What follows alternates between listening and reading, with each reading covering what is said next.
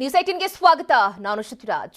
Climax ಹಂತ ತಲುಪಿದೆ. ಕೊನೆಗೂ ಕೂಡ ಹಾಸನದ ಟಿಕೆಟ್ ದಂಗಲ್ ಅನ್ನೋ ವಿಚಾರಗಳು ಗೊತ್ತಾಗ್ತಾ ಇದೆ. ದೇವೇಗೌಡರ ಭೇಟಿಗೆ ಇದೀಗ ಭವಾನಿ ರೇವಣ್ಣ ಅವರು ಮುಂದಾಗಿದ್ದಾರೆ.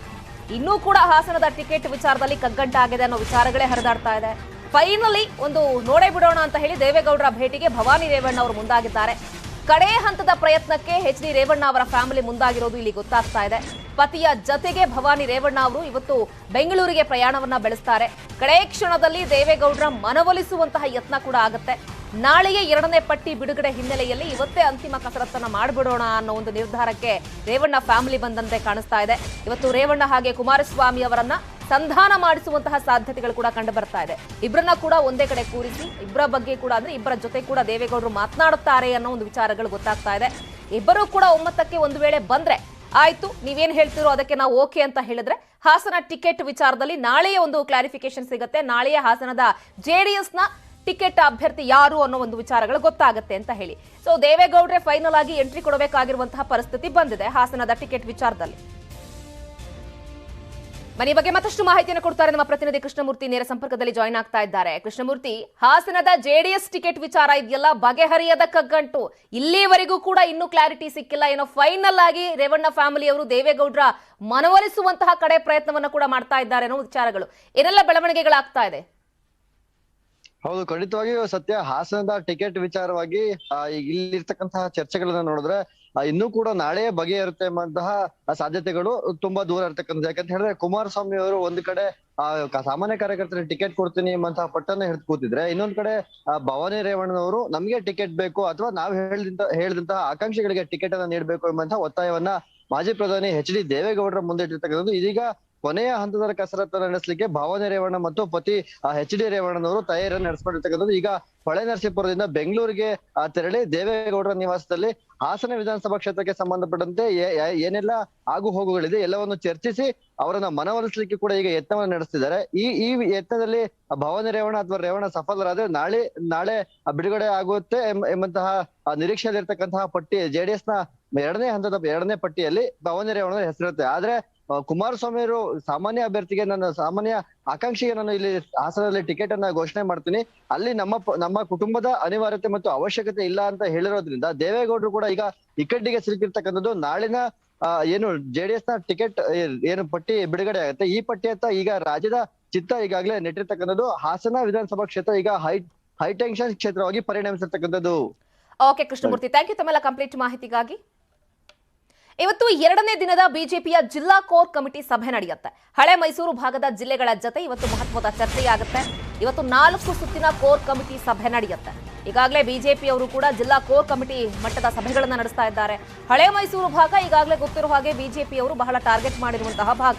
ಹಾಗಾಗಿ ಇವತ್ತು 4 ಸುತ್ತಿನ ಕೋರ್ ಕಮಿಟಿ ಸಭೆ ನಡೆಸ್ತಾರೆ. ವರುಣ ಹಾಗೆ ಕೋಲಾರ ಕ್ಷೇತ್ರಗಳ ಬಗ್ಗೆ ಪ್ರಮುಖವಾಗಿ ಮಹತ್ವದ ಚರ್ಚೆಗಳಾಗ್ತಾ ಇದೆ. ಸೊ ಜೆಡಿಎಸ್ ಹಾಗೆ ಕಾಂಗ್ರೆಸ್ ಅನ್ನ ಕಟ್ ಹಾಕುವ ಕುರಿತು ಈ ಒಂದು ಸಭೆಯಲ್ಲಿ ಚರ್ಚೆಯನ್ನು ನಡೆಸ್ತಾರೆ. ಸರ್ವೆ ರಿಪೋರ್ಟ್ ಏನ್ ಹೇಳುತ್ತೆ ಅನ್ನೋದರ ಬಗ್ಗೆ ಕೂಡ ಇವತ್ತಿನ ಕೋರ್ ಕಮಿಟಿ ಸಭೆಯಲ್ಲಿ ಚರ್ಚೆಯನ್ನು ನಡೆಸ್ತಾರೆ. ಇವತ್ತಿನಿಂದ ಸಭೆಯಿಂದ ದೂರ ಉಳಿಯಲಿದ್ದಾರೆ. ಮತ್ತೊಂದು ಕಡೆ ಸೋಮಣ್ಣ ಅವರು ಇವತ್ತು ಸಿಎಂ ಕಾರ್ನಲ್ಲಿ ಬಂದು ವಾಪಸ್ ಹೋದ್ರು. ವಿ ಸೋಮಣ್ಣ ಅವರು ಮತ್ತೆ ಬರ್ತೀರಾ ಮೀಟಿಂಗಿಗೆ ಅಂತ ಕೇಳಿದ್ರೆ ನೋಡೋಣ ಅನ್ನೋ ಒಂದು ವಿಚಾರವನ್ನ ಹೇಳಿ ಅವರು ಅಲ್ಲಿಂದ ಏನು ಮರು ಮಾತನಾಡದೆ ಹೊರಟಿದ್ದಾರೆ. ಸೊ ಎಲ್ಲೋ ಒಂದು ಕಡೆ ಸೋಮಣ್ಣ ಅವರಿಗೂ ಕೂಡ ಮುನಿಸಿರೋದು ಗೊತ್ತಾಗ್ತಾ ಇದೆ. ಯಡಿಯೂರಪ್ಪನವರ ಜೊತೆಯಲ್ಲಿರುವಂತಹ ಒಂದು ಉಳಬೇಗುದಿಗಳು ಈ ಮಟ್ಟಿಗೆ ಇಲ್ಲಿ ಎದ್ದು ತೋರ್ತಾ ಇದೆಯಾ ಅಂತ ಅನ್ನಿಸ್ತಾ ಇದೆ. ಬನ್ನಿ ಬಗ್ಗೆ ಮತ್ತಷ್ಟು ಮಾಹಿತಿಯನ್ನು ಕೊಡ್ತಾರೆ ನಮ್ಮ ಪ್ರತಿನಿಧಿ ಅಭಿಷೇಕ್. ನೇರ ಸಂಪರ್ಕದಲ್ಲಿ ಜಾಯ್ನ್ ಆಗ್ತಾ ಇದ್ದಾರೆ. ಅಭಿಷೇಕ್, ಬಿಜೆಪಿಯವರು ಹಳೆ ಮೈಸೂರು ಭಾಗವನ್ನ ಬಹಳ ದೊಡ್ಡ ಮಟ್ಟದಲ್ಲಿ ಟಾರ್ಗೆಟ್ ಮಾಡಿ ಈ ಬಾರಿ ಏನಾದ್ರೂ ಆಗ್ಲಿ ಆ ಭಾಗಗಳನ್ನ ತಮ್ಮ ತೆಕ್ಕೆಗೆ ಹಾಕೊಳ್ಬೇಕು ಅನ್ನೋ ಪ್ಲಾನ್ ಮಾಡಿದ್ದಾರೆ. ಇವತ್ತು ಆ ನಿಟ್ಟಿನಲ್ಲಿ ಯಾವೆಲ್ಲ ಬೆಳವಣಿಗೆಗಳಾಗಬಹುದು, ಯಾವೆಲ್ಲ ಚರ್ಚೆಗಳಾಗತ್ತೆ? ಶ್ರುತಿ, ಏನಂತಾರೆ ಬಿಜೆಪಿ ಜಿಲ್ಲಾ ಕೋರ್ ಕಮಿಟಿಯ ಸಭೆಯ ಇಂದು 2ನೇ ದಿನ ಸಭೆ ನಡೀತಾ ಇರ್ತಕ್ಕಂಥದ್ದು. ಇಂದು ಬಹುಮುಖ್ಯವಾಗಿ ಹಳೆ ಮೈಸೂರು ಭಾಗವನ್ನು ಟಾರ್ಗೆಟ್ ಮಾಡಿರ್ತಕ್ಕಂಥದ್ದು. ಹಳೆ ಮೈಸೂರು ಭಾಗದಲ್ಲಿ ಮೈಸೂರು ಜಿಲ್ಲೆ, ಮಂಡ್ಯ ಜಿಲ್ಲೆ, ರಾಮನಗರ ಜಿಲ್ಲೆ ಮತ್ತು ಕೋಲಾರ, ಬೆಂಗಳೂರು ಗ್ರಾಮಾಂತರ ಜಿಲ್ಲೆಗಳಲ್ಲಿ ಬಹುಮುಖ್ಯ ಟಾರ್ಗೆಟ್ ಆಗಿರ್ತಕ್ಕಂಥದ್ದು. ಇವತ್ತು ಏನಾದ್ರೂ ಮಾಡಿ ಹಳೆ ಮೈಸೂರು ಭಾಗದಲ್ಲಿ ಕಮಲ ಅರಳಿಸಲೇಬೇಕು, ಇಲ್ಲಿ ಒಂದು ಸಾಕಷ್ಟು ಅಭ್ಯರ್ಥಿಗಳನ್ನ ಆಯ್ಕೆ ಮಾಡಬೇಕು ಅನ್ನೋದು ಒಂದು ಕಗ್ಗಂಟಾಗಿರ್ತಕ್ಕಂಥದ್ದು. ಅಭ್ಯರ್ಥಿಗಳ ಆಯ್ಕೆ ವಿಚಾರದಲ್ಲೂ ಕಗ್ಗಂಟಾಗಿರ್ತಕ್ಕಂಥದ್ದು. ಇಲ್ಲಿ ಯಾವ ಅಭ್ಯರ್ಥಿಗಳನ್ನ ಹಾಕ್ಬೇಕು, ಒಂದು ವೇಳೆಯಲ್ಲಿ ಹಳೆ ಮೈಸೂರು ಬಂದರೆ ಮಂಡ್ಯದಲ್ಲಿ ಏನು ಜೆಡಿಎಸ್ ನ ಭದ್ರಕೋಟೆ ಆಗಿರ್ತಕ್ಕಂಥದ್ದು. ಅದೇ ರೀತಿ ರಾಮನಗರ, ಬೆಂಗಳೂರು ಗ್ರಾಮಾಂತರ ಜೆಡಿಎಸ್ ಹಾಗೂ ಕಾಂಗ್ರೆಸ್ ನ ಭದ್ರಕೋಟೆ, ಕೋಲಾರವು ಕೂಡ ಕಾಂಗ್ರೆಸ್, ಚಿಕ್ಕಬಳ್ಳಾಪುರ ಕೂಡ ಕಾಂಗ್ರೆಸ್ ಜೆಡಿಎಸ್ ನ ಭದ್ರಕೋಟೆ ಆಗಿರ್ತಕ್ಕಂಥದ್ದು. ಇಲ್ಲಿ ಏನು ಕಮಲ ಅರಳಿಸಲು ಯಾವೆಲ್ಲ ಪ್ಲಾನ್ ಮಾಡಬೇಕು, ಯಾವ ಕಾಂಗ್ರೆಸ್ ಅಥವಾ ಜೆಡಿಎಸ್ ಅಭ್ಯರ್ಥಿಗಳ ವಿರುದ್ಧ ಯಾವ ಅಭ್ಯರ್ಥಿಗಳನ್ನ ಹಾಕ್ಬೇಕಾಗುತ್ತೆ, ಮತ್ತೆ ಅವರ ಸಾಮರ್ಥ್ಯಗಳೇನು, ಈ ಒಂದು ಯಾವ ಕ್ಷೇತ್ರದಲ್ಲಿ ಕಾಂಗ್ರೆಸ್ ಮತ್ತು ಇಲ್ಲಿ ಬಿಜೆಪಿ ಅಭ್ಯರ್ಥಿ ಯಾರು ಅನ್ನೋದಕ್ಕಿಂತ ಕಾಂಗ್ರೆಸ್ ಹಾಗೂ ಜೆಡಿಎಸ್ ನಲ್ಲಿ ಯಾವ ಅಭ್ಯರ್ಥಿಗಳನ್ನ ಆಗ್ತಾ ಇದ್ದಾರೆ ಅನ್ನೋದು ಬಹುಮುಖ್ಯವಾಗ್ತಾ ಇದೆ. ಆ ಒಂದು ಕಾಂಗ್ರೆಸ್ ಮತ್ತು ಜೆಡಿಎಸ್ ಅಭ್ಯರ್ಥಿಗಳ ಆಯ್ಕೆಯಿಂದ ಈ ಒಂದು ಅವರಿಗೆ ಪ್ರಬಲವಾಗಿರ್ತಕ್ಕಂಥ ಅಭ್ಯರ್ಥಿ ಯಾರು, ಅವರ ಜಾತಿ ಆಧಾರ ಮತ್ತೆ ಈ ಅಭ್ಯರ್ಥಿಯ ಜಾತಿ ಆಧಾರ ಮತ್ತೆ ಆ ಅಭ್ಯರ್ಥಿಗೆ ಪ್ಲಸ್ ಏನು, ಕಾಂಗ್ರೆಸ್ ಜೆಡಿಎಸ್ ಅಭ್ಯರ್ಥಿಗಳ ಪ್ಲಸ್ ಏನು, ಪಾಸಿಟಿವ್ ಏನಾಗುತ್ತೆ, ಅದೇ ರೀತಿ ನಮ್ಮ ಅಭ್ಯರ್ಥಿ ಕಾಂಗ್ರೆಸ್ ಮತ್ತು ಜೆಡಿಎಸ್ ಅಭ್ಯರ್ಥಿಗಳನ್ನ ಮಣಿಸಲು ಯಾವೆಲ್ಲ ಪ್ಲಾನ್ ಮಾಡಬೇಕಾಗುತ್ತೆ, ಅದಕ್ಕೆ ಯಾವ ರೀತಿ ಅಭ್ಯರ್ಥಿನ ಆಯ್ಕೆ ಮಾಡಬೇಕಾಗುತ್ತೆ ಅನ್ನೋದು ಬಹಳಷ್ಟು ಕಗ್ಗಂಟ್ ಆಗಿರ್ತಕ್ಕಂಥದ್ದು. ಅದೇ ರೀತಿ ಈ ಹಿಂದೆ ವರುಣಾದಲ್ಲಿ ವಿಜೇಂದ್ರ ಅವರು ಸ್ಪರ್ಧಿಸ್ತಾರೆ ಅಂತ ಹೇಳಲಾಗ್ತಾ ಇತ್ತು. ಆದ್ರೆ ಯಡಿಯೂರಪ್ಪನವರು ಅಷ್ಟನ್ನು ಸೋಲಿಸಿಬಿಟ್ಟಿದ್ದಾರೆ. ಮತ್ತೆ ವರುಣಾದಲ್ಲಿ ಸಿದ್ದರಾಮಯ್ಯ ಅವರನ್ನ ಸ್ಪರ್ಧಿಸೋದ್ರಿಂದ ಸಿದ್ದರಾಮಯ್ಯ ಅವರನ್ನ ಸೋಲಿಸೋದಕ್ಕೆ ಯಾವೆಲ್ಲ ಪ್ಲಾನ್ ಮಾಡಬೇಕು. ಅದೇ ರೀತಿ ಕೋಲಾರದಲ್ಲೂ ಕೂಡ ಸ್ಪರ್ಧಿಸ್ತಾ ಇದ್ದಾರೆ. ಸಿದ್ದರಾಮಯ್ಯರನ್ನ ಸೋಲಿಸೋದಕ್ಕೆ ಬಹುಮುಖ್ಯವಾದ ಚರ್ಚೆ ಇವತ್ತು ನಡೆಯುತ್ತೆ ಅಂತ ಹೇಳಲಾಗ್ತಾ ಇದೆ. ಸಿದ್ದರಾಮಯ್ಯನ ಸೋಲಿಸುವ ಮುಖಾಂತರ ಹಳೆ ಭಾಗದ ಮೈಸೂರಿನಲ್ಲಿ ಹಿಡಿತ ಸ್ಥಾಪಿಸಬೇಕು ಅಂತ ಹೇಳ್ಬಿಟ್ಟು ಒಂದು ಬಿಜೆಪಿಯ ಇಂದಿನ ಕೋರ್ ಕಮಿಟಿ ಸಭೆ ಬಹಳ ಮುಖ್ಯವಾಗಿರ್ತಕ್ಕಂಥದ್ದು. ಬಹುತೇಕ ಇಂದು ಹಳೆ ಮೈಸೂರು ಭಾಗದ ಜಿಲ್ಲೆಗಳೇ ಸಭೆಯಲ್ಲಿ ಪಾಲ್ಗೊಳ್ತಕ್ಕಂಥದ್ದು. ಈಗಾಗಲೇ ಬೆಂಗಳೂರು ಗ್ರಾಮಾಂತರ ಜಿಲ್ಲೆಯ ಸಭೆ ಹಾಗೂ ರಾಮನಗರ ಜಿಲ್ಲೆಯ ಸಭೆ ಪ್ರಾರಂಭವಾಗಿರ್ತಕ್ಕಂಥದ್ದು. ಬೆಂಗಳೂರು ಗ್ರಾಮಾಂತರ ಜಿಲ್ಲೆಯಲ್ಲೂ ಕೂಡ ಈಗ ಹಾಲಿ 2 ಜೆಡಿಎಸ್ ಹಾಗೂ 2 ಬಿಜೆಪಿ ಇರ್ತಕ್ಕಂಥದ್ದು, 2 ಜೆಡಿಎಸ್ ಹಾಗೂ 2 ಕಾಂಗ್ರೆಸ್ ಇರ್ತಕ್ಕಂಥದ್ದು. ರಾಮನಗರ ಜಿಲ್ಲೆಯಲ್ಲೂ ಕೂಡ ಕಾಂಗ್ರೆಸ್ ಮತ್ತು ಜೆಡಿಎಸ್ ಆಧಿಪತ್ಯ ಇರ್ತಕ್ಕಂಥದ್ದು. ಈ ಆರಂಭದ ಸಭೆಯಲ್ಲಿ ರಾಮನಗರ ಮತ್ತು ಬೆಂಗಳೂರು ಗ್ರಾಮಾಂತರ ಜಿಲ್ಲೆಯನ್ನು ಟಾರ್ಗೆಟ್ ಮಾಡಿಕೊಂಡು ಇಲ್ಲಿ ಯಾವ ಅಭ್ಯರ್ಥಿಗಳನ್ನ ಯಾವ ಕ್ಷೇತ್ರದಲ್ಲಿ ಹಾಕ್ಬೇಕು, ಈಗ ನೆಲಮಂಗಲ ಆಗಿರ್ಬೋದು ಅಥವಾ ದೊಡ್ಡಬಳ್ಳಾಪುರ, ದೇವನಹಳ್ಳಿ ಇಲ್ಲೂ ಕೂಡ ಒಂದು ಯಾವ ಅಭ್ಯರ್ಥಿಗಳನ್ನ ಹಾಕಿ ನಾವು ಕಾಂಗ್ರೆಸ್ ಮತ್ತು ಜೆಡಿಎಸ್ ಮಣಿಸೋದು ಅಥವಾ ಯಾವ ಅಭ್ಯರ್ಥಿಗಳನ್ನ ಆಯ್ಕೆ ಮಾಡೋದು ಅನ್ನೋ ಒಂದು ಕಗ್ಗಂಟ್ ಆಗಿರ್ತಕ್ಕಂಥದ್ದು ಇಂದಿನ ಸಭೆಯ ಬಹುಮುಖ್ಯ ವಿಚಾರವಾಗಿದೆ. ಓಕೆ ಅಭಿಷೇಕ್, ಥ್ಯಾಂಕ್ ಯು ತಮ್ಮೆಲ್ಲ ಕಂಪ್ಲೀಟ್ ಮಾಹಿತಿಗಾಗಿ. ಬಿಜೆಪಿಯಲ್ಲಿ ಈಗ ಮಾಜಿ ಸಿಎಂ ಯಡಿಯೂರಪ್ಪನವರ ಜಪ ಆಗ್ತಾ ಇದೆ.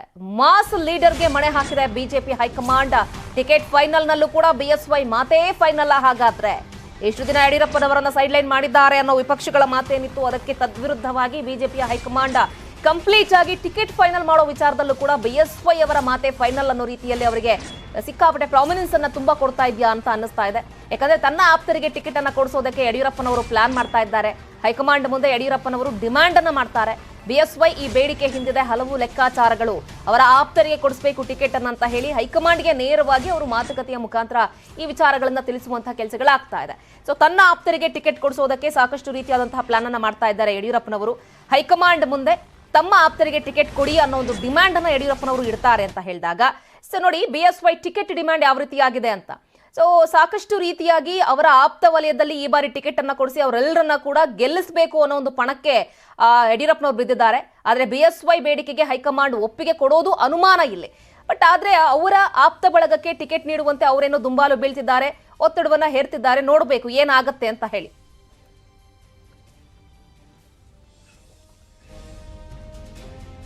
ಬನ್ನಿ ಬಗ್ಗೆ ಮತ್ತಷ್ಟು ಮಾಹಿತಿಯನ್ನು ಕೊಡ್ತಾರೆ ನಮ್ಮ ಪೊಲಿಟಿಕಲ್ ಬ್ಯೂರೋ ಹೆಡ್ ಪಟೇಲ್ರು ನೇರ ಸಂಪರ್ಕದಲ್ಲಿ ಜಾಯಿನ್ ಆಗ್ತಾ ಇದ್ದಾರೆ. ಚಿದಾನಂದ ಪಟೇಲ್ರೆ, ಈಗ ಸದ್ಯದ ಮಟ್ಟಿಗೆ ಯಡಿಯೂರಪ್ಪನವರನ್ನು ಕಂಪ್ಲೀಟ್ ಆಗಿ ಸೈಡ್ಲೈನ್ ಮಾಡಿದ್ದಾರೆ ಹಾಗೆ ಹೀಗೆ ಅಂತ ಹೇಳಿ ಏನ್ ವಿಪಕ್ಷಗಳು ದೊಡ್ಡ ಮಟ್ಟದಲ್ಲಿ ಚರ್ಚೆಯನ್ನ ಮಾಡ್ತಾ ಇದ್ವು, ಈಗ ಅದೆಲ್ಲದಕ್ಕೂ ಕೂಡ ತದ್ವಿರುದ್ಧ ಎಂಬಂತೆ ಯಡಿಯೂರಪ್ಪನವರಿಗೆ ಆ ಮಟ್ಟಿಗಿನ ಸ್ಥಾನಮಾನವನ್ನ ಕೊಡ್ತಾ ಇದೆಯಾ ಬಿಜೆಪಿ?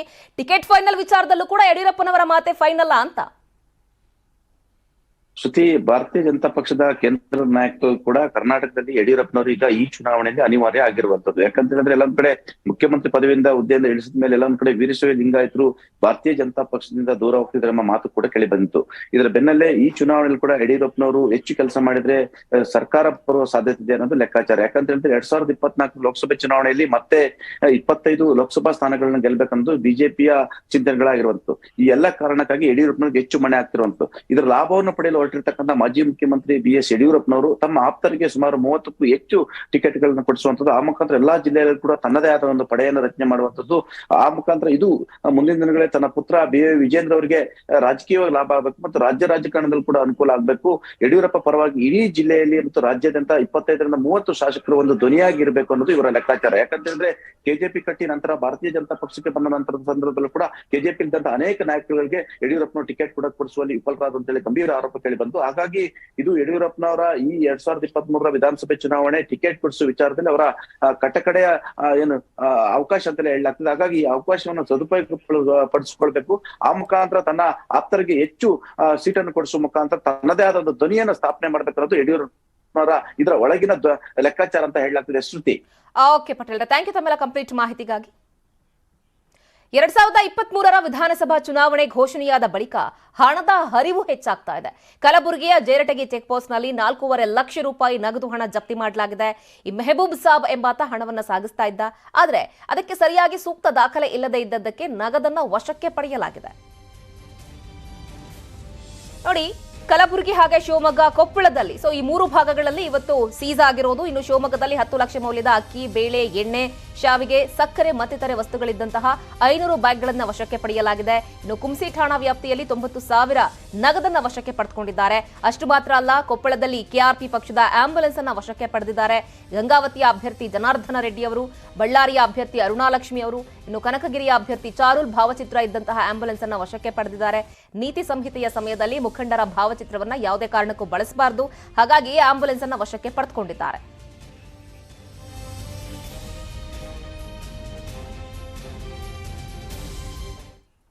ಇನ್ನು ರಾಯಚೂರು ಜಿಲ್ಲೆಯಲ್ಲಿ 9 ಲಕ್ಷ ರೂಪಾಯಿ ಹಣವನ್ನ ಜಪ್ತಿ ಮಾಡಲಾಗಿದೆ. ಸಿಂಧನೂರಿನ ಶಾಂತಿನಗರದ ಚೆಕ್ಪೋಸ್ಟ್ನಲ್ಲಿ ಈ ಪತ್ತೆಯಾಗಿರೋ ಹಣ ಇದು. ಚುನಾವಣಾ ಅಧಿಕಾರಿಗಳು ಈ ಹಣವನ್ನ ಸೀಸ್ ಮಾಡಿದ್ದಾರೆ. ರಾಯಚೂರು ಜಿಲ್ಲೆಯಲ್ಲಿ ಬರೋಬ್ಬರಿ 9 ಲಕ್ಷ ಹಣ ಪತ್ತೆಯಾಗಿದೆ. ಸಿಂಧನೂರಿನ ಶಾಂತಿನಗರದ ಚೆಕ್ಪೋಸ್ಟ್ನಲ್ಲಿ ಈ ಹಣವನ್ನ ಪೊಲೀಸರು ಚುನಾವಣಾ ಅಧಿಕಾರಿಗಳು ಈಗಾಗಲೇ ಆಯಾಯ ಸ್ಥಳಗಳಲ್ಲಿ ಚೆಕ್ಪೋಸ್ಟ್ಗಳನ್ನು ಹಾಕೊಂಡಿದ್ದಾರೆ. ತಪಾಸಣೆ ನಡೆಸುವಂತಹ ಸಂದರ್ಭದಲ್ಲಿ ಸೀಸ್ ಆಗ್ತಾ ಇರುವಂತಹ ಹಣಗಳಿದು. ಆಂಧ್ರ ಪ್ರದೇಶದ ಬೊಲೆರೋ ವಾಹನದಲ್ಲಿ ಹಣ ಪತ್ತೆಯಾಗಿದೆ. ಯಾವುದೇ ದಾಖಲೆಗಳಿಲ್ಲದೆ ಸಾಗಿಸ್ತಾ ಇದ್ದಂತಹ ಹಣ ಇದು. ಹಾಗಾಗಿ ಹಣದ ಬಗ್ಗೆ ವಾಹನದಲ್ಲಿದ್ದವರನ್ನ ವಿಚಾರಣೆಗೂ ಕೂಡ ಒಳಪಡಿಸಿದ್ದಾರೆ. ಅವರಿಗೆ ಯಾವುದೇ ರೀತಿಯಾದಂತಹ ಮಾಹಿತಿ ಇಲ್ಲದೇ ಇರೋ ಹಿನ್ನೆಲೆಯಲ್ಲಿ ಆ ಹಣವನ್ನ ಚುನಾವಣಾ ಅಧಿಕಾರಿಗಳು ಸೀಸ್ ಮಾಡಿದ್ದಾರೆ.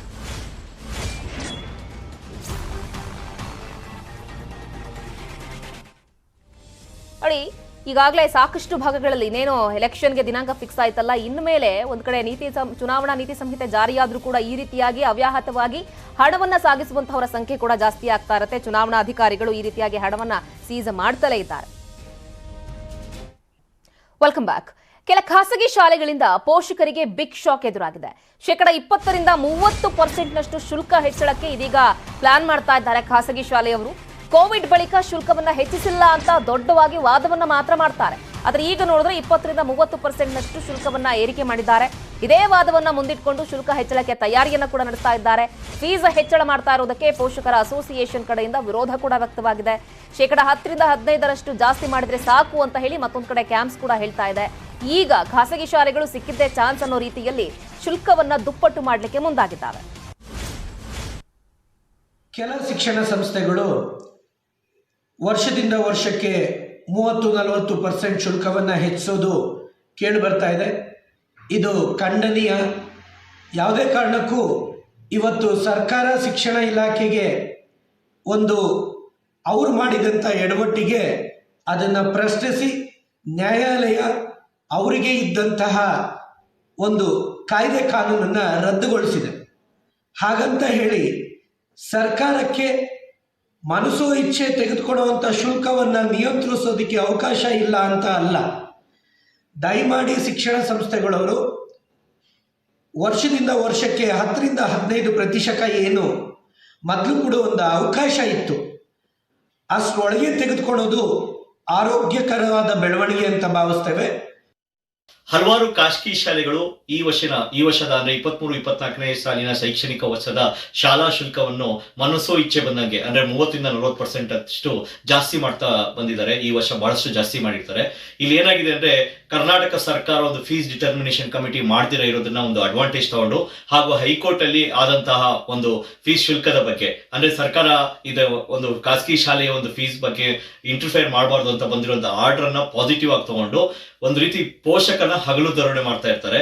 ಇಲ್ಲಿ ಬಹಳ ಸ್ಪಷ್ಟವಾಗಿ ಸರ್ಕಾರ ಶುಲ್ಕ ನಿಯಂತ್ರಣ ಕಾಯ್ದೆಯನ್ನು ತಗೊಂಡು ಖಾಸಗಿ ಶಾಲೆಗಳನ್ನ ಮಟ್ಟ ಹಾಕ್ಬೋದು. ಆದ್ರೆ ಎಲ್ಲೋ ಒಂದ್ ಕಡೆ ಸರ್ಕಾರ ಅವ್ರ ಜೊತೆ ಶಾಮೀಲಾಗಿ ಅವ್ರಿಗೆ ಅಂದ್ರೆ ಎಲ್ಲಾ ಸರ್ಕಾರಗಳು ಇರ್ಬೋದು, ಇಷ್ಟು ದಿನ ನಮ್ಗೆ ಯಾರು ಆಡಿದಾರೆ ಅವರೆಲ್ಲ ಅವ್ರ ಜೊತೆಗೆ ಶಾಮೀಲಾಗಿ ಮತ್ತು ಅವರು MLA MP ಶಾಲೆಗಳು ನಡೆಸ್ತಾ ಇರೋದ್ರಿಂದ ಎಲ್ಲೋ ಒಂದ್ ಕಡೆ ಪೋಷಕರಿಗೆ ಬಹಳಷ್ಟು ಬರೆಯನ್ನ ಹಾಕುವಂತ ಕೆಲಸವನ್ನು ಸರ್ಕಾರ. ಬನ್ನಿ, ಬಗ್ಗೆ ಮತ್ತಷ್ಟು ಮಾಹಿತಿಯನ್ನು ಕೊಡ್ತಾರೆ ನಮ್ಮ ಪ್ರತಿನಿಧಿ ರಂಜನ್ ದೂರವಾಣಿ ಸಂಪರ್ಕದಲ್ಲಿ ಜಾಯ್ನ್ ಆಗ್ತಾ ಇದ್ದಾರೆ. ರಂಜನ್, ಖಾಸಗಿ ಶಾಲೆಗಳು ಅಂದ ಕೂಡಲೇ ಎಷ್ಟು ಬೇಕೋ ಅಷ್ಟು ಫೀಸನ್ನ ಜಾಸ್ತಿ ಮಾಡಿಕೊಂಡು ಆಡಿದ್ದೇ ಆಟ ಅನ್ನೋ ರೀತಿಯಲ್ಲಿ ಡಿಸಿಷನ್ ತೆಗೆದುಕೊಳ್ತಾ ಇದ್ದಾರಾ? ಏನ್ ಕಥೆ ಇವ್ರದ್ದು ಅಂತ? ಶ್ರುತಿ, ನೀವು ಹೇಳಿದಂಗೆ ಖಾಸಗಿ ಶಾಲೆಗಳಿಗೆ ಆಟ ಪೋಷಕರಿಗೆ ಇಲ್ಲಿ ಪ್ರಾಣ ಸಂಕಟ ಆಗಿದೆ. ಏನು ಕಳೆದ ಕೊರೋನಾ ಟೈಮ್ ನಲ್ಲಿ ಖಾಸಗಿ ಶಾಲೆಗಳು ಫೀಸ್ ಹೆಚ್ಚಳ ವಿಚಾರವಾಗಿ ಸಾಕಷ್ಟು ಆಟಾಟೋಪವನ್ನ ಮೆರೆದಿದ್ವು. ಅದಾದ ಬಳಿಕ ಪೋಷಕರು ಕೂಡ ಸಾಕಷ್ಟು ಹೋರಾಟವನ್ನ ಮಾಡಿದ್ರು. ಆ ಒಂದು ಸಂದರ್ಭದಲ್ಲಿ ಖಾಸಗಿ ಶಾಲೆಗಳು ಹೇಳಿದ್ವು ಬರೀ 10-15% ನಾವು ಈ ಒಂದು ಶೈಕ್ಷಣಿಕ ವರ್ಷದ ಸಾಲಿನಲ್ಲಿ ಏರಿಕೆ ಮಾಡ್ತೀವಿ, ಫೀಸ್ ಅನ್ನ ಹೆಚ್ಚಳ ಮಾಡ್ತೀವಿ ಅನ್ನುವ ಮಾತನ್ನ ಹೇಳಿತ್ತು. ಅದಾದ ಬಳಿಕ ಈಗ 2000 ಯಾವಾಗ ಹೈಕೋರ್ಟ್ ನಲ್ಲಿ ಪೋಷಕರು ಒಂದು ಕೇಸನ್ನ PIL ಅನ್ನ ಫೈಲ್ ಮಾಡ್ತಾರೆ, 1983 ಎಜುಕೇಶನ್ ಆಕ್ಟ್ ನ ಅಂಡರ್ ದಲ್ಲಿ ಖಾಸಗಿ ಶಾಲೆಗಳ ಶುಲ್ಕ ವಿಚಾರವಾಗಿ PIL ಅನ್ನ ಫೈಲ್ ಮಾಡ್ತಾರೆ. ಈ ಒಂದು ಸಂದರ್ಭದಲ್ಲಿ ಹೈಕೋರ್ಟ್ ಕೂಡ ಖಾಸಗಿ ಶಾಲೆಯ ಪರವಾಗಿ ತೀರ್ಪನ್ನ ನೀಡುತ್ತೆ. ಯಾವುದೇ ಕಾರಣಕ್ಕೂ ಖಾಸಗಿ ಶಾಲೆಗಳು ತಮ್ಮ ಶುಲ್ಕವನ್ನ ತಾವೇ ನಿರ್ಧರಿಸಿಕೊಳ್ಬಹುದು ಅನ್ನುವಂತಹ ತೀರ್ಪನ್ನ ನೀಡುತ್ತೆ. ಇದರ ಬೆನ್ನಲ್ಲಿ ಈಗ ಖಾಸಗಿ ಶಾಲೆಗಳು ಮತ್ತೆ 30-40% ಫೀಸ್ ಅನ್ನ ಹೈಕ್ ಮಾಡೋಕೆ ಮುಂದಾಗಿರುವಂತದ್ದು. ಇದಕ್ಕೆ ಖಾಸಗಿ ಶಾಲೆಗಳ ಏನು ಕ್ಯಾಂಪ್ಸ್ ಒಕ್ಕೂಟ ಇದೆ, ಈ ಒಂದು ಒಕ್ಕೂಟವೇ ವಿರೋಧವನ್ನ ವ್ಯಕ್ತಪಡಿಸಿರುವಂತದ್ದು. 10-15% ಓಕೆ, 30-40% ಯಾಕೆ ಅನ್ನುವಂತ ಪ್ರಶ್ನೆಯನ್ನ ಖಾಸಗಿ ಶಾಲೆಗಳ ಒಕ್ಕೂಟದ ಕ್ಯಾಂಪ್ಸ್ ಕಾರ್ಯದರ್ಶಿಯಾದಂತಹ ಶಶಿಕುಮಾರ್ ಅವರೇ ವಿರೋಧವನ್ನ ವ್ಯಕ್ತಪಡಿಸಿದ್ದಾರೆ. ಒಂದ್ ಕಡೆಯಿಂದಾಗಿ ಪೋಷಕರು ಹಾಗೂ ಏನು ಖಾಸಗಿ ಶಾಲೆಗಳ ಮೇಲೆ ನಿಯಂತ್ರಣ ಶಿಕ್ಷಣ ಇಲಾಖೆಗೆ ಸಾಧ್ಯವಾಗ್ತಿಲ್ಲ. ಈಗಾಗಲೇ ಶಿಕ್ಷಣ ಇಲಾಖೆಯ ಆಯುಕ್ತರಾದಂತಹ ಆರ್ ವಿಶಾಲ್ ರವರು ನ್ಯೂಸ್ 18 ಜೊತೆ ಮೌಖಿಕವಾಗಿ ಮಾತನಾಡುವ ಸಂದರ್ಭದಲ್ಲಿ ಒಂದು ಮಾತನ್ನ ಹೇಳ್ತಾರೆ. ಸರ್ಕಾರ ಹಾಗೂ ಶಿಕ್ಷಣ ಇಲಾಖೆಗೆ ಯಾವುದೇ ಒಂದು ಖಾಸಗಿ ಶಾಲೆಗಳ ಮೇಲೆ ನಿಯಂತ್ರಣ ಹೇರುವಂತಹ ಚಾನ್ಸ್ ಇಲ್ಲ. ಯಾಕಂತೇಳಿದ್ರೆ ಹೈಕೋರ್ಟೇ ಒಂದು ಸ್ಪಷ್ಟವಾಗಿ ಹೇಳಿದೆ, ಖಾಸಗಿ ಶಾಲೆಗಳ ಶುಲ್ಕ ನಿಯಂತ್ರಣದ ಮೇಲೆ ಒಂದು ಸ್ಪಷ್ಟವಾಗಿ ಆದೇಶವನ್ನ ನೀಡಿದೆ. ಈ ಹಿನ್ನೆಲೆಯಲ್ಲಿ ಮುಂಬರುವ ದಿನಗಳಲ್ಲಿ ನಾವು ಇದ್ರ ಜೊತೆ ಪೋಷಕರ ಜೊತೆ ಮಾತನಾಡಿ ಅಥವಾ ಸರ್ಕಾರ ಜೊತೆ ಮಾತನಾಡಿ ಏನ್ ಮಾಡಬಹುದು ಅನ್ನುವಂತ ನಿಟ್ಟಿನಲ್ಲಿ ನಾವು ಕಾರ್ಯಪ್ರವೃತ್ತರಾಗ್ತೀವಿ ಅನ್ನುವಂತ ಮಾತನ್ನ ನ್ಯೂಸ್ 18 ಜೊತೆ ಮಾತನಾಡುವ ಸಂದರ್ಭದಲ್ಲಿ ಆರ್ ವಿಶಾಲ್ ಅವರು ಹೇಳಿದ್ರು. ಆದ್ರೆ ಈಗ ಸದ್ಯಕ್ಕೆ ಖಾಸಗಿ ಶಾಲೆಗಳ ಏನು ಫೀಸ್ ವಿಚಾರವಾಗಿ ಪೋಷಕರಿಗೆ ನೀಡುತ್ತಿರುವಂತಹ ಟಾರ್ಚರ್ ಇದೆಯಾ, ಇದಕ್ಕೆ ಬ್ರೇಕ್ ಹಾಕೋರು ಯಾರು ಅನ್ನುವಂತಹ ಪ್ರಶ್ನೆ ಮೂಡಿರುವಂತದ್ದು. ಪೋಷಕರು ಕೂಡ ಸಾಕಷ್ಟು ಹೋರಾಟವನ್ನ ಮಾಡ್ತಾನೆ ಬರ್ತಿದ್ದಾರೆ. ದಿನಕ್ಕೊಂದು ಪ್ರಕರಣ ಬೆಂಗಳೂರಿನಲ್ಲಿ ದಾಖಲಾಗ್ತಿರುವಂತದ್ದು. ಏನು ಫೀಸ್ ವಿಚಾರವಾಗಿ ಪೋಷಕರಿಗೆ ಮತ್ತು ಮಕ್ಕಳಿಗೆ ಕಿರಿಕಿರಿ ಮಾಡ್ತಿರುವಂತಹ ಪ್ರಕರಣಗಳು ದಿನಕ್ಕೊಂದು ದಾಖಲಾಗ್ತಿದೆ. ಆದ್ರೆ ಇದನ್ನ ನಿಯಂತ್ರಣ ಮಾಡೋದು ಯಾರು ಅನ್ನೋದು ಸದ್ಯದ ಪ್ರಶ್ನೆ. Shruti. S Ranjan, thank you ತಮ್ಮೆಲ್ಲ ಕಂಪ್ಲೀಟ್ ಮಾಹಿತಿಗಾಗಿ. Welcome back. ಸಿದ್ದರಾಮಯ್ಯ ಹಾಗೆ ಆರಗ ಜ್ಞಾನೇಂದ್ರ ನಡುವೆ ಟ್ವೀಟ್ ವಾರ್ ಶುರುವಾಗಿದೆ. ಆರಗ ಜ್ಞಾನೇಂದ್ರ ಅವರು ಕೂಡಲೇ ರಾಜೀನಾಮೆಯನ್ನ ಕೊಡಬೇಕು, ರೇಪಿಸ್ಟ್ ರೌಡಿಗಳು ಕೊಲೆಗಡುಕರಿಗೆ ಬಿಜೆಪಿ ರತ್ನಗಂಬಳಿಯನ್ನ ಹಾಸಿದೆ, ಅಸಮರ್ಥ ಗೃಹ ಸಚಿವ ಆರಗ ಜ್ಞಾನೇಂದ್ರ ಅಂತ ಹೇಳಿ ಸಿದ್ದರಾಮಯ್ಯನವರು ಆರಗ ಜ್ಞಾನೇಂದ್ರ ಅವರ ವಿರುದ್ಧ ಕಿಡಿಕಾರಿ ಟ್ವೀಟ್ ಅಸ್ತ್ರವನ್ನ ಪ್ರಯೋಗ ಮಾಡಿದ್ರೆ, ಸಿದ್ದರಾಮಯ್ಯನವರ ಆ ಟ್ವೀಟ್ಗೆ ಆರಗ ಜ್ಞಾನೇಂದ್ರ ಅವರು ಕೂಡ ಸರಣಿ ರೀಟ್ವೀಟ್ ಅನ್ನ ಮಾಡಿದ್ದಾರೆ. ಅವರಿಗೆ ಕೌಂಟರ್ ಕೊಡ್ಲಿಕ್ಕೆ ದಕ್ಷ ಅಧಿಕಾರಿಗಳಾಗಿದ್ದಂತಹ ಡಿವೈಎಸ್ಪಿ ಗಣಪತಿ, ಕಲ್ಲಪ್ಪ ಹಂಡಿಬಾಗ್, ಮಲ್ಲಿಕಾರ್ಜುನ್ ಬಂಡೆಯವರನ್ನ ಕಳೆದುಕೊಂಡ ಬಗ್ಗೆ ಯಾಕೆ ಮಾತನಾಡ್ತಾ ಇಲ್ಲ ನೀವು? ಮತ್ತೊಬ್ಬರ ವಿರುದ್ಧ ಬೆರಳು ತೋರಿಸುವಂತಹ ವ್ಯರ್ಥ ಪ್ರಯತ್ನವನ್ನ ಯಾಕೆ ಮಾಡ್ತಾ ಇದ್ದೀರಾ? ನನ್ನ ಬಗ್ಗೆ ಮಾತನಾಡುವಂತಹ ನೈತಿಕ ಹಕ್ಕಿಲ್ಲ ನಿಮಗೆ ಅಂತ ಹೇಳಿ ಸಿದ್ದರಾಮಯ್ಯನವರ ವಿರುದ್ಧ ಆರಗ ಜ್ಞಾನೇಂದ್ರ ಅವರು ಕೂಡ ರೀಟ್ವೀಟ್ ಮಾಡೋದರ ಮುಖಾಂತರ ಕಿಡಿಕಾರಿದ್ದಾರೆ.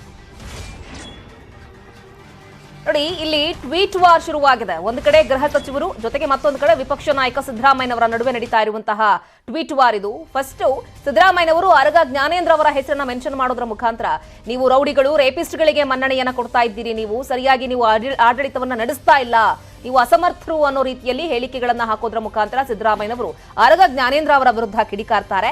ಅದಕ್ಕೆ ಸಿದ್ದರಾಮಯ್ಯನವರ ಟ್ವೀಟ್ಗೆ ಆರಗ ಜ್ಞಾನೇಂದ್ರ ಅವರು ಕೂಡ ವಾಪಸ್ ರೀಟ್ವೀಟ್ ಅನ್ನ ಮಾಡ್ತಾರೆ. ನನ್ನ ಬಗ್ಗೆ ಹೇಳ್ತಿರಲ್ಲ ನೀವು, ದಕ್ಷ ಅಧಿಕಾರಿಗಳಾಗಿದ್ದಂತಹ ಡಿವೈಎಸ್ಪಿ ಗಣಪತಿ ಆಗಿರ್ಲಿ, ಕಲ್ಲಪ್ಪ ಹಂಡಿಬಾಗ್ ಆಗಿರ್ಲಿ, ಮಲ್ಲಿಕಾರ್ಜುನ್ ಬಂಡೆಯವರಾಗಿರ್ಲಿ, ಅದರ ಬಗ್ಗೆ ಕಳೆದುಕೊಂಡ ಬಗ್ಗೆ ಯಾಕೆ ಮಾತನಾಡಲ್ಲ ನೀವು? ನನ್ನ ಬಗ್ಗೆ ಮಾತನಾಡೋ ಹಕ್ಕಿಲ್ಲ ನಿಮ್ಗೆ, ನೈತಿಕತೆ ಇಲ್ಲ ಅಂತ ಹೇಳಿ ವಾಪಸ್ ತಿರುಗೇಟು ಕೊಟ್ಟಿದ್ದಾರೆ.